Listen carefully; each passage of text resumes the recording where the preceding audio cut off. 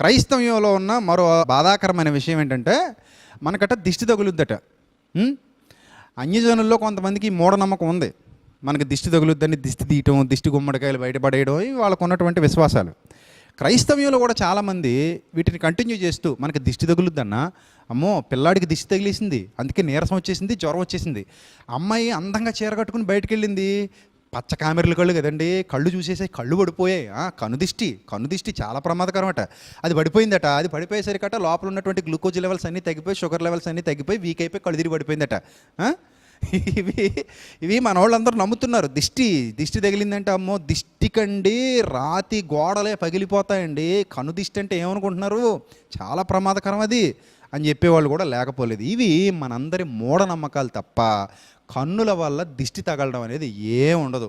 ఒకవేళ అందంగా ఉన్నవాళ్ళు బయటకు వెళ్తే దిష్టి తగిలేసి వాళ్ళకి నీరసం వచ్చేసింది, జ్వరం వచ్చేసింది, ఎవడో ఏడుపు మనకు తగిలేసి నీరసం వచ్చేసింది, పిల్లలు వీక్ అయిపోయారు, పిల్లలకు విరోచనాలు పట్టేసుకున్నాయి, పిల్లలకి జ్వరాలు వచ్చేసాయి, ఇన్ని మూఢనమ్మకాలు మనుషులు నమ్ముతూనే ఉన్నారు. ఒక మాట మీకు చెప్తాను, జాగ్రత్తగా వినండి. సినిమా హీరోయిన్లకి రోజు ప్రతి క్షణం ఎవడో ఒకడు ఏదో ఒక సినిమా చూస్తూనే ఉంటాడు. టీవీలో కానీ, యూట్యూబ్లో కానీ, ఇంటర్నెట్లో కానీ చూస్తూనే ఉంటాడు. ఫోటోలు పెట్టుకుంటారు, ఫోన్లో చూస్తూ ఉంటారు వాళ్ళ ఫోటోలు. రోజు వాళ్ళకి దిష్టి తగులుతానే ఉంటుంది. మరి చచ్చిపోయారా? మీ లెక్కల ప్రకారం వాళ్ళు కుళ్ళు చచ్చిపోవాలి ఒక దెబ్బకి.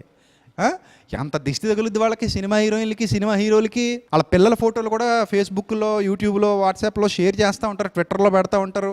మరి వాళ్ళకి ఎంత దిష్టి తగిలియాలి? వాళ్ళు దిష్టి తగిలి చచ్చిపోతారా? అసలు ఒక మూఢత్వాన్ని నమ్మటానికి మనసుకి ఎలా అవకాశం ఇస్తారు నాకు అర్థం కావట్లేదు. ఇంకెన్నాళ్ళు ఇలా బావిలో కప్పల్లా బతుకుతారు? ఇంకెన్నాళ్ళు ఇలా బావిలో కప్పల్లా జీవిస్తారు? క్రైస్తవ్యంలోకి వచ్చామని చెప్పుకుంటూ కూడా ఇలాంటి మూఢ విశ్వాసాలు, అంధవిశ్వాసాలు ఎలా నమ్ముతున్నారు మీరు? దిష్టి తగిలేసిందా మీకు?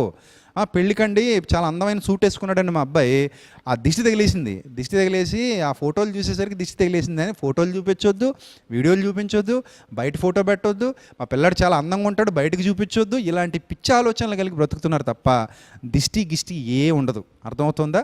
అది ఏం ఉండదు. మనల్ని ఎవరో చూడడం వల్ల మనకి ఏదో అయిపోద్ది అనుకోవడం, అది మన భ్రమ, అది మన అజ్ఞానం. కాబట్టి మనం హ్యాపీగా మనం ఎలా ఉన్నామో అలా ఉండొచ్చు తప్ప మనల్ని ఎంతమంది చూసినా మనకు అయిపోయేది ఏమీ లేదు, మనల్ని పాడైపోయేది ఏమీ లేదు.